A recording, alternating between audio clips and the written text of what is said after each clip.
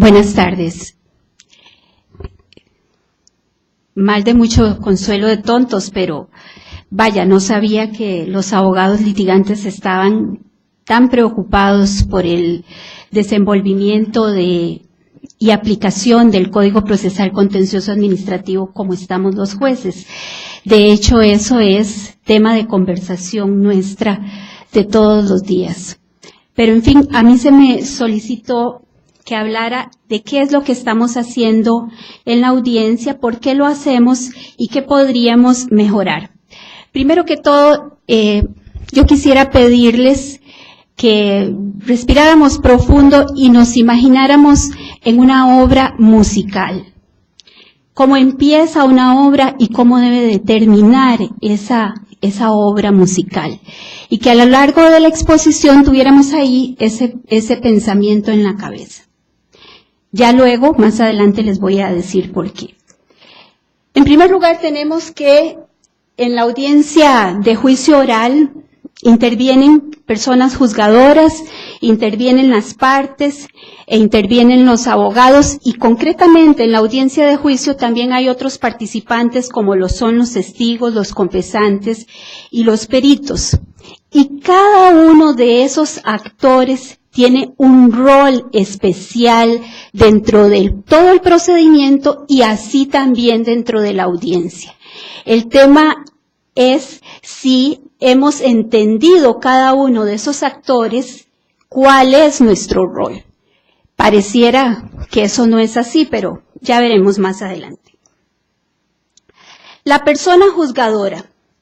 A los jueces, básicamente, dentro de una audiencia en el procedimiento contencioso, le corresponde conducir y también emitir resoluciones, dictar sentencias, decidir cuestiones que son sometidas a su conocimiento.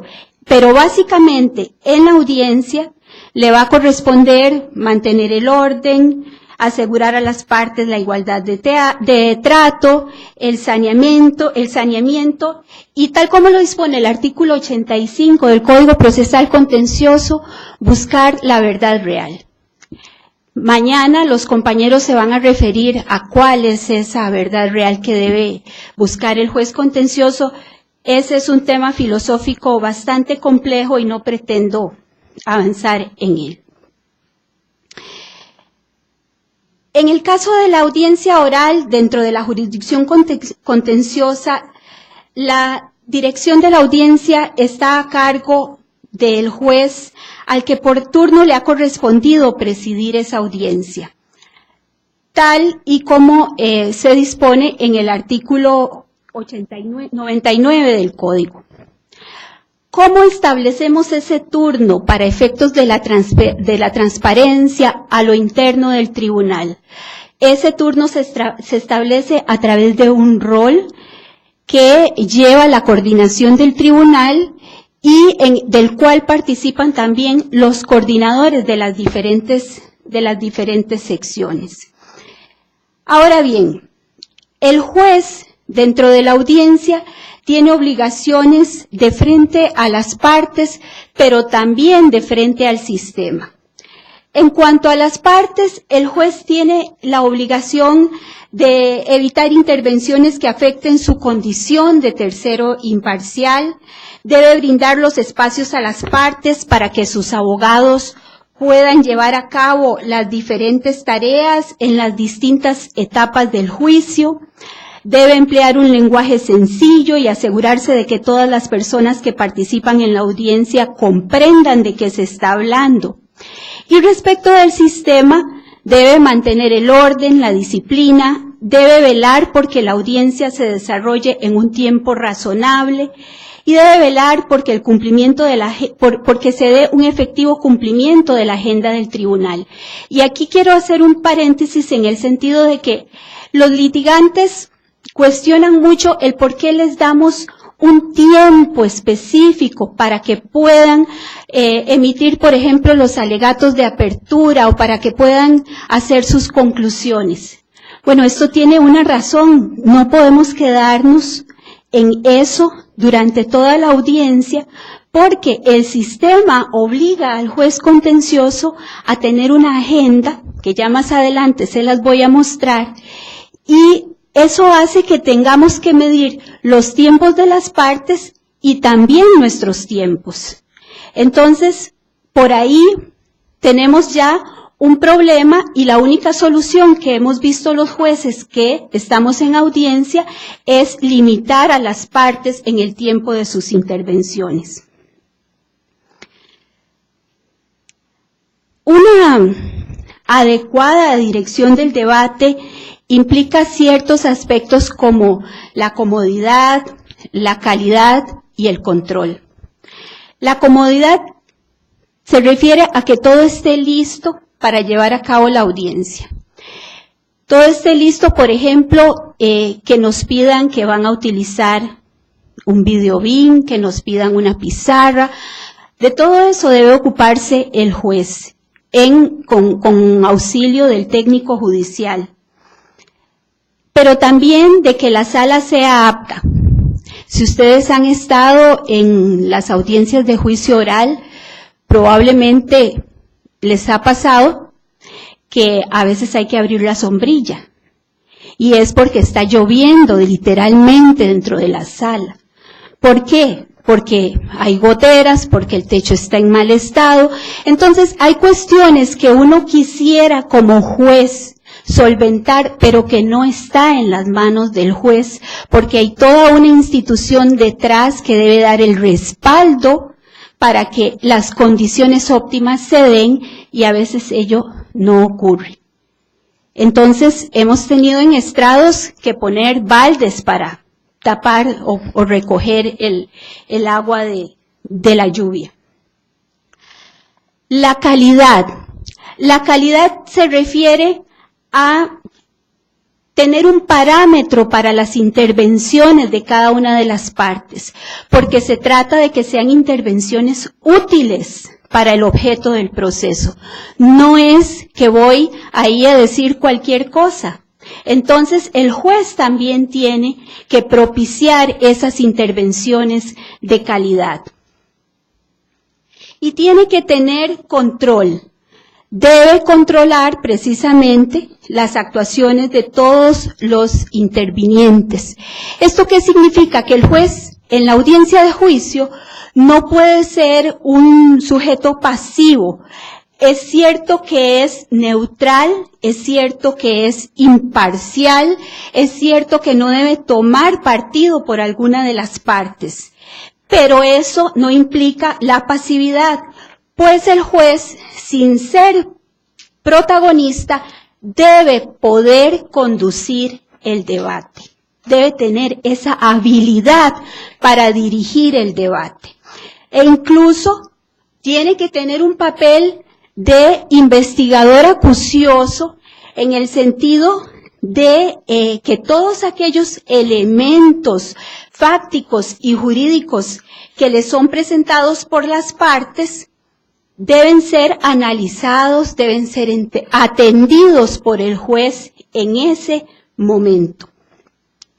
Y aquí me permito solo una reflexión en el sentido desde mi punto de vista, el contradictorio entre las partes precisamente solo puede ocurrir cuando el juez es imparcial. De lo contrario, no hay contradictorio porque el juez le carga la mano a una de las partes y entonces ya ahí el principio democrático sobre el cual está sustentada la intervención de las partes en el proceso en un estado de equidad deja de ocurrir. De ahí se inclina la balanza hacia un lado. La persona juzgadora pierde su rol dentro de la audiencia y ya entonces deja ser garante de ese principio de equidad. El juez también tiene que ser diligente con el tiempo. Hay personas esperando para ser pasadas a declarar, para ser pasadas a rendir su experticia. Debe sanear una serie de patologías, debe procurar una concentración de los trámites debe ser un frecuentador de las audiencias, debe estar constantemente pendiente de su audiencia. Tiene también un papel didáctico e incluso moralizador de las conductas de quienes forman parte del juicio, y por supuesto que debe ser un repartidor de soluciones a ese conflicto. Va a tener finalmente que resolver no solo los conflictos que surgen en la audiencia, sino el que ha sido objeto del proceso. Y todo eso tiene que hacerlo el juez sin adoptar su propia teoría del caso y sin que su comportamiento en sala resulte en ningún momento un reflejo de que se ha acogido una teoría u otra, porque eso debe dejarlo el juez para el momento ya de la deliberación. Entonces, no puede ser un juez que vaya ya a juicio con una teoría del caso propia, construida, porque todo el accionar que el juez tenga en sala va a reflejar precisamente eso, que ya tiene el juez una teoría del caso propia, y eso, vuelvo a repetir, incide en que se rompa el principio de equidad entre las partes dentro del procedimiento. En cuanto a estos puntos, ¿qué es lo que estamos haciendo en las audiencias? Por supuesto que no me voy a referir al contenido del fondo de los fallos, sino al manejo de las audiencias. En lo esencial y en la experiencia que he tenido en estos años, ha sido siempre en la sección quinta. He considerado que el juez hace un manejo dentro de todas estas limitaciones que tiene, adecuado de la audiencia.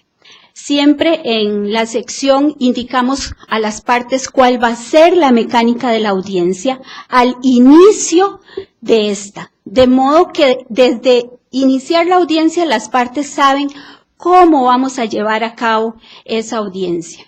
Cuando tenemos muchos testigos, de una vez procuramos indicarle a las partes cuáles va a llevar en la mañana, cuáles durante la tarde y cuáles al día o los días siguientes. Claro está que al inicio no hacíamos esto. ¿Por qué? Porque no sabíamos que eso iba a ocurrir. Pero ahora, después de cierta experiencia, pues sí ya podemos manejar de mejor manera esta situación de que tenemos testigos y peritos esperando. Creo que el juez conoce bien cuáles son las etapas de la audiencia y sabe cuál es el tratamiento que debe darse a la evacuación de la prueba, pero no estoy clara o no estoy segura de si los jueces tenemos la claridad de cuál es nuestro rol dentro de la audiencia. Creo que es una cuestión que cada persona juzgadora debe preguntarse y replantearse una y otra vez, porque también la posición que adoptemos respecto de esto va a incidir en cuál va a ser nuestro comportamiento dentro de la audiencia. Si pensamos que nuestro rol debe ser el de un juez protagonista, inquisitivo, va a tender a intervenir más en la audiencia, va a tender a preguntar y prácticamente a hacer suya esa prueba y a manejar en la prueba.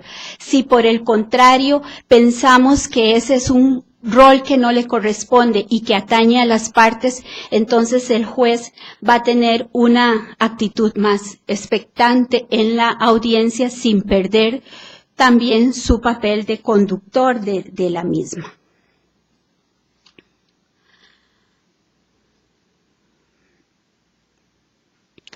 Sin embargo, a esta altura de implementación del código, considero que es un tiempo propicio para que el juez entre a valorar cuál es su papel dentro de esa audiencia de juicio oral.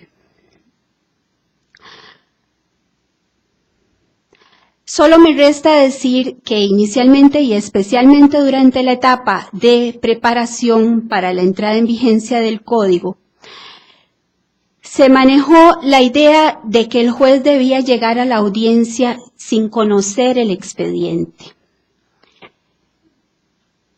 Esa no ha sido la práctica y por el contrario, como veremos más adelante, el juez estudia el asunto no solamente antes de ir a juicio, y aquí diciendo de lo que decía don Luis Diego en el sentido de que el juez llega sin conocer el expediente, porque figúrese don Luis Diego que es todo lo contrario.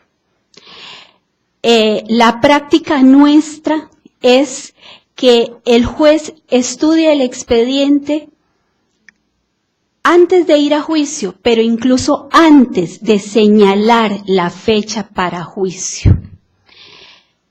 Y más adelante les voy a explicar por qué es que hacemos eso. Esta idea de llegar al juicio sin conocer el expediente es algo que debemos madurar y preguntarnos si a la luz de lo que implica un proceso oral, eso es lo que corresponde, o si lo que corresponde es que efectivamente vayamos estudiados del expediente. Porque cuando uno estudia el expediente antes de ir a juicio, irremediablemente toma partido. No va con una idea ya preconcebida a la audiencia. No puede evitarlo. Al fin y al cabo, es un operador jurídico y una vez que empieza a leer aquella demanda y aquella contestación, el juez empieza en su mente a crear ya la solución del caso. Somos seres humanos, eso es absolutamente inevitable. De manera que, al ir con una idea preconcebida sobre el asunto a la audiencia, no permite que las partes cumplan con el rol que verdaderamente les corresponde en un procedimiento hecho por audiencias y oral. Vamos a pasar de seguido al abogado.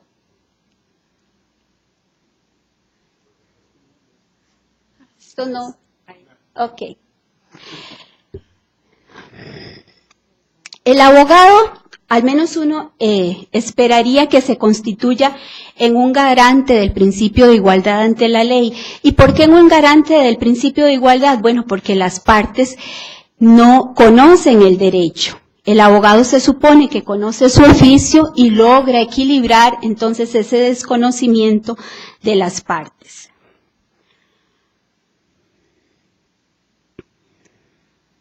Se supone entonces que su participación equilibra esa desigualdad. Pero el abogado debe ser también un colaborador del órgano jurisdiccional. En el sistema oral tiene un contacto directo con el juez y con las partes y se requiere que se exprese verbalmente ante ellos y el público que presencie la audiencia. Ello amerita un profundo conocimiento del caso y de la ley procesal y sustantiva para llevar a cabo bien su labor. Y eso no es lo que vemos en la práctica todos los días. En las audiencias se presentan todo tipo de abogados. A partir de la instauración de la oralidad, los asuntos contenciosos administrativos, otrora reservados a una especie de élite de profesionales especialistas en derecho público, ya no ocurre más y polulan por las salas de juicio todo tipo de litigantes. Muchos de ellos no solamente familiarizados con el ordenamiento jurídico sustantivo, no familiarizados con el ordenamiento jurídico sustantivo que rige la materia, sino además con un desconocimiento del código, pretendiendo dirigir sus actuaciones e incluso las del tribunal como si se tratase de una audiencia en un juicio penal. En no pocas ocasiones un abogado se ha levantado la mano y ha dicho, licenciada, licenciado, eso no se hace así en penal. Y estamos en la jurisdicción contencioso administrativa, señora, aterrice. Pero, bueno, además, se hace notoria la improvisación tanto en los alegatos de apertura y conclusiones como en la dirección de los interrogatorios al evacuar la prueba testimonial, confesional y pericial. No se lleva preparado absolutamente nada en muchas ocasiones. Son pocos los abogados que efectivamente conocen el caso, conocen su teoría del caso y saben explotar cada una de las etapas en las que intervienen durante la audiencia de una forma adecuada. Por lo general no saben utilizar el tiempo que se les da para alegatos de apertura, mucho menos para evacuar la prueba y ni se diga de las conclusiones. Y luego tenemos a las partes.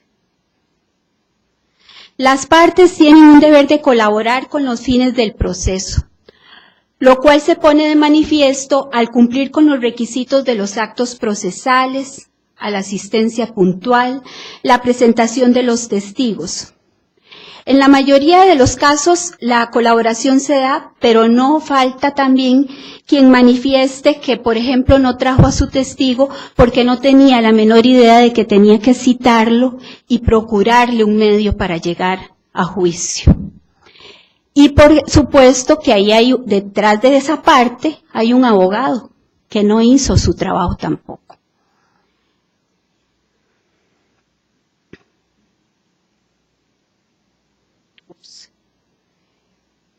En cuanto al desarrollo de la audiencia, ¿qué es lo que estamos haciendo ahora? Primero que todo, procedemos a verificar la presencia de las partes, de los testigos, de todos los que tienen o se supone que tienen que estar en esa audiencia. Se da la apertura, se da la presentación de las partes, tal y como lo dispone el artículo 99 del Código. Y aquí me interesa destacar la fase, hacemos una fase de discurso de apertura, hacemos la evacuación de prueba, hacemos conclusiones. Pero tenemos ahí una fase de saneamiento. Y vaya, ¿cómo es eso? Si venimos de una audiencia preliminar, ¿por qué tenemos una fase de saneamiento? Nuestra experiencia a lo largo de estos años de aplicación del código nos ha llevado a concluir que existe una necesidad de que al inicio de la audiencia deba brindarse un espacio para subsanar posibles patologías que puedan causar eventualmente la nulidad de las actuaciones. Inicialmente confiábamos en la labor saneadora de la fase de tramitación. Se suponía que esta labor ya debía estar realizada en la fase de trámite. Sin embargo, nos percatamos de que muy a menudo, más a menudo de lo que quisiéramos, quedaban cuestiones sin resolver, por ejemplo, en cuanto a la integración de la litis, a la intervención o representación de las partes, la prueba y, aunque parezca imposible, también respecto de las pretensiones. Esto nos obligó a acudir a la práctica de, antes del discurso de apertura, tener una fase para subsanar todos aquellos defectos que puedan haber notado las partes, así como el mismo tribunal. Para eso se le consulta precisamente a las partes si tienen algún aspecto que amerite ser subsanado en ese momento, y una vez que se ha terminado con las partes, el juez hace lo propio y empieza a subsanar también.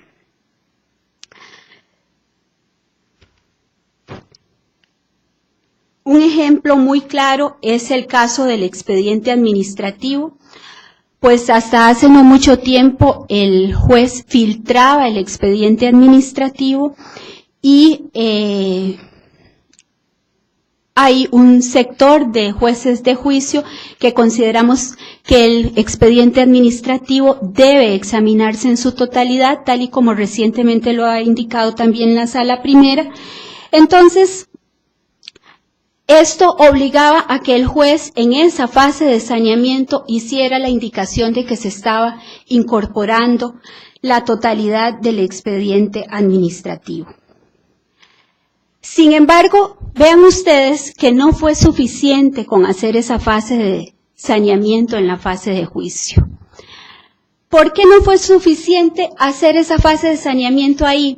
Porque resulta que empezábamos la fase de saneamiento y nos dábamos cuenta de que los vicios eran de tal magnitud que no podíamos llevar a cabo la audiencia. Entonces, ¿qué estaba ocurriendo ahí? Se perdía los señalamientos y porque nos encontrábamos con ese tipo de situaciones. Entonces, ideamos otra forma de subsanar esto que nos estaba ocurriendo al llegar a la audiencia. Y el mecanismo en el que pensamos es, bien, antes de señalar para la audiencia de juicio, el juez debe hacer un examen del expediente para ver si es posible efectivamente señalar para juicio ese asunto. Entonces, ahí le digo, don Luis Diego, y le reitero, ese es el primer examen que hace el juez de juicio para efectos de ver y determinar si efectivamente el expediente está listo. Si no está listo, se devuelve o se subsana lo que haya que subsanar. Entonces vean que el juez hace 2 estudios del expediente antes del juicio, para señalar y para la audiencia. Y hace 2 saneamientos también, para señalar y durante la audiencia. Entonces pareciera que el juez de juicio está ocupando un rol que no era el que le correspondía inicialmente y que no es el que establece el Código Procesal Contencioso Administrativo. De forma que solamente si se constata que el expediente puede ser llevado a juicio, se señala la fecha de la audiencia. Esto nos ha funcionado porque ahora los motivos por los cuales se suspende la audiencia ya no son esos vicios que se han ocurrido en el procedimiento, sino otros que más bien se atribuyen a las partes, por ejemplo, porque una se enferma, porque salieron de viaje, porque no pueden asistir. Pero ya los motivos por cuestiones de vicios procesales prácticamente no ocurren. Otra cuestión que hacemos en esta etapa es en relación con la prueba para mejor resolver. Eso no está previsto en ese momento procesal.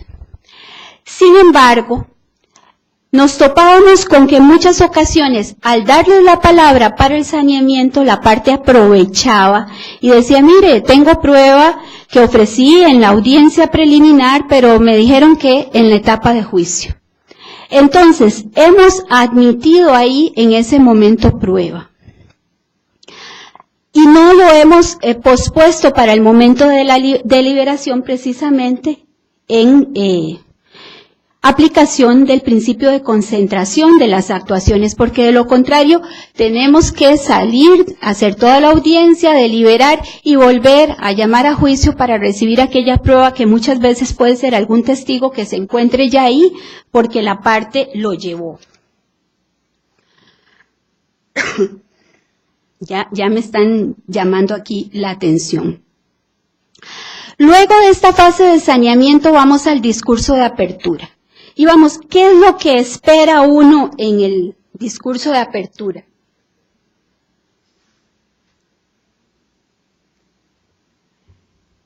El discurso de apertura, en esta fase es indispensable no llegar a improvisar, pues se trata de la presentación de la visión jurídica y coherente del caso.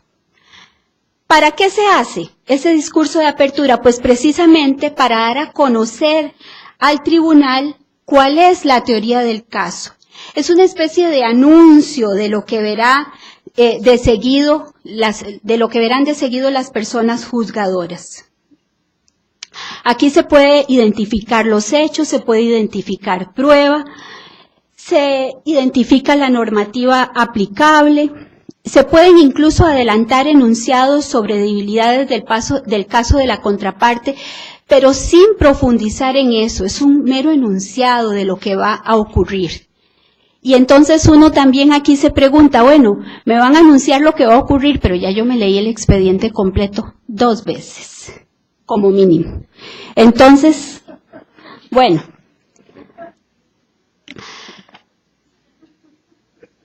Tenemos entonces que este discurso de apertura lo que pretende es que el juez logre obtener una imagen del caso. ¿Qué no es ese discurso de apertura? No es un ejercicio retórico, no es para ir a repetir lo que ya se dijo en la demanda o lo que ya se dijo en la contestación. Si bien es cierto, se enuncia la prueba y la normativa aplicable, no es necesario que en este momento se profundice en las valoraciones de la prueba o en interpretaciones de las normas, pues esa valoración y esa interpretación es para las conclusiones una vez que ha sido evacuada la prueba, porque si no estaríamos adelantando las etapas y no estaríamos siguiendo la lógica de la audiencia. En suma, en este momento se deben apuntar cuáles son los elementos absolutamente necesarios para que el juez conozca el caso. No es un alegato de conclusiones, no es tampoco un recurso emocional, los jueces no están ahí para llorar. No es tampoco un discurso sobre opiniones y, como les decía antes, lamentablemente la práctica es que se llega a leer la demanda, se llega a leer la contestación, se improvisa porque a veces ni siquiera se conoce bien la demanda ni la contestación y se hacen discursos donde unas pocas ideas se reiteran una y otra y otra y otra vez y pasan los 15 minutos y no se ha dicho absolutamente nada. No se dice nada y esto es en el sentido también literal, porque no ha faltado el abogado que nos diga, licenciada, reitero todo lo dicho en mi escrito de demanda, o reitero todo lo dicho en mi escrito de contestación. Minutos utilizados para el discurso de apertura, 0. No dicen nada, porque se conforman con eso.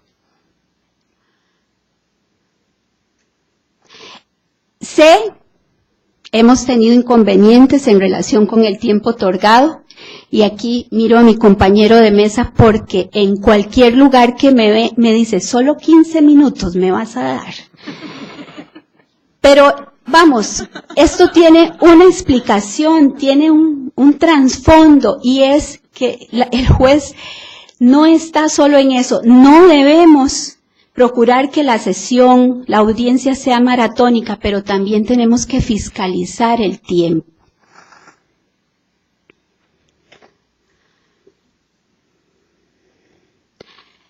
Luego tenemos ya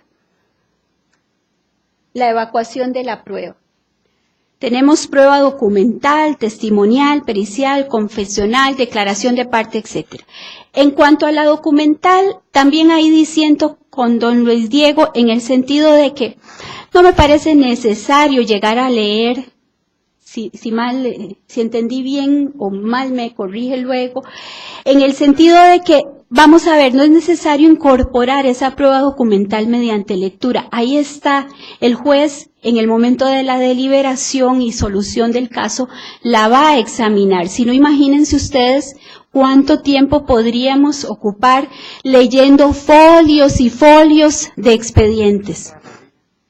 Y ahora tenemos un problema más, y es que tenemos el famoso expediente digital que no es digital, sino un escaneo ahí de los diferentes actuaciones que se han dado en sede administrativa. Imagínense ustedes la congoja de un juez cuando la parte le dice, mire, quiero ver el folio tal del expediente, y el expediente no está, es un disco.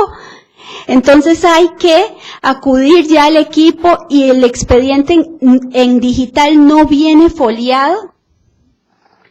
Y luego, eso es en la audiencia. Luego, ¿cómo hace ese juez para construir esos hechos probados con ese expediente digital?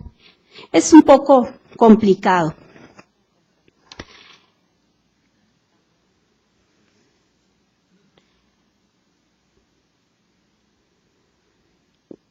Tanto pasando a la prueba pericial, la práctica ha sido que el perito llega a explicarle al juez y a las partes qué es lo que ha hecho, cómo ha hecho su experticia, y posteriormente se les interroga. Y en la prueba testimonial,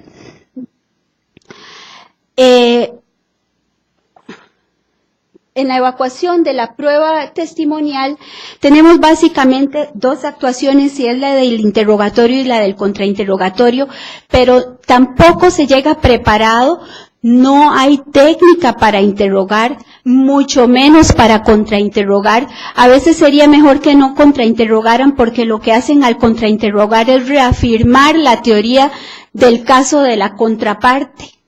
Entonces, uno dice, ¿será que cobran por pregunta?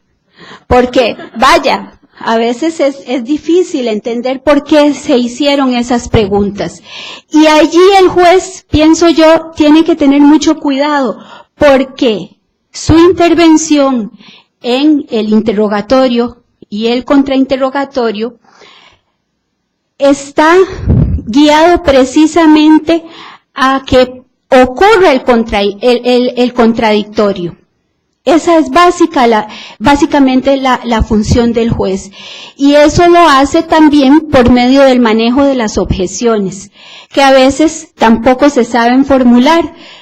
No son pocas las ocasiones en que no se ha terminado de formular la pregunta, cuando ya hay alguien casi brincando en la silla, objeto, y no sabe ni siquiera qué va a objetar, porque la pregunta no está concluida. Entonces falta mucha técnica, hay mucha improvisación. Al interrogatorio ni al contrainterrogatorio se va a pescar.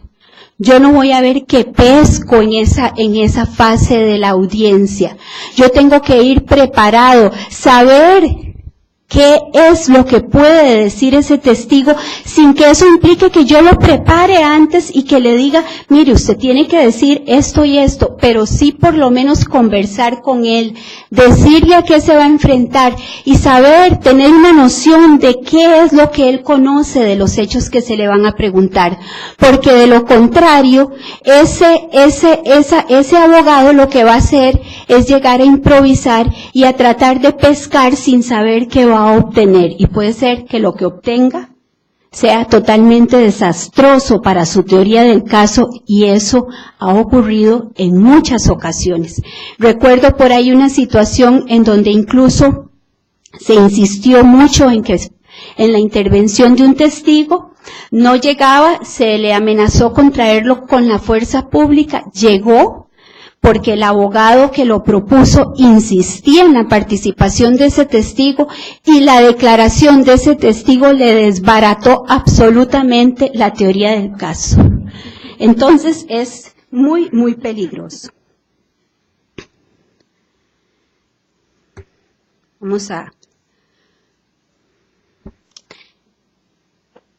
Y finalmente están las conclusiones. Tampoco se llega preparado para conclusiones. El alegato de conclusiones debe ser un alegato coherente, que englobe precisamente todas las conclusiones del caso.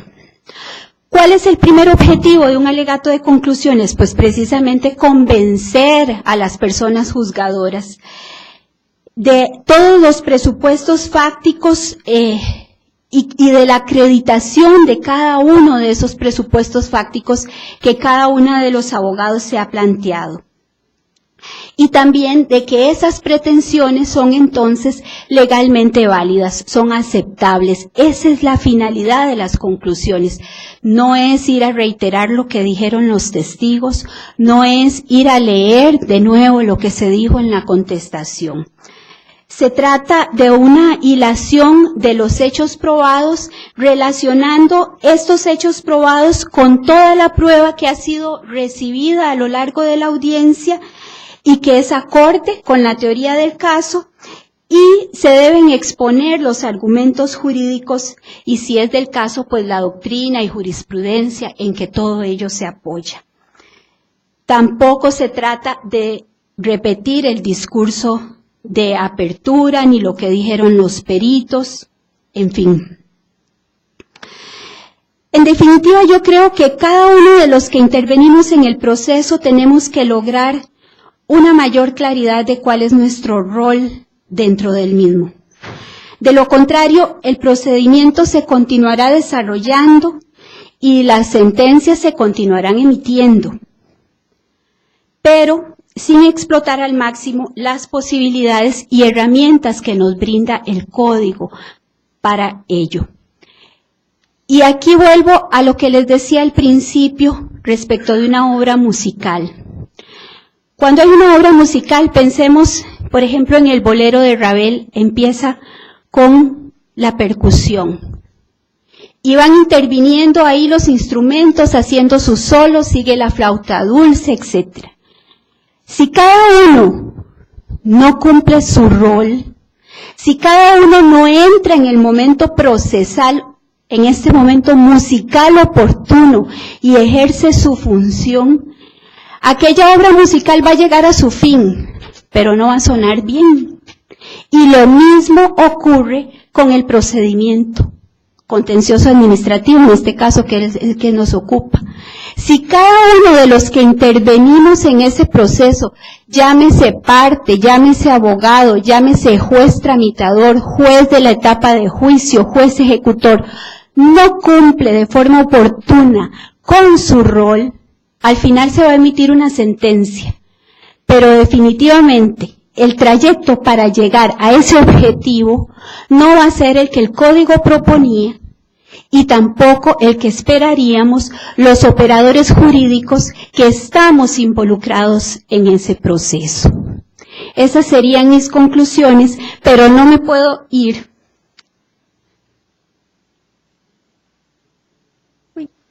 Yo creo que... No, es que es al revés. ¿No? Para el otro lado.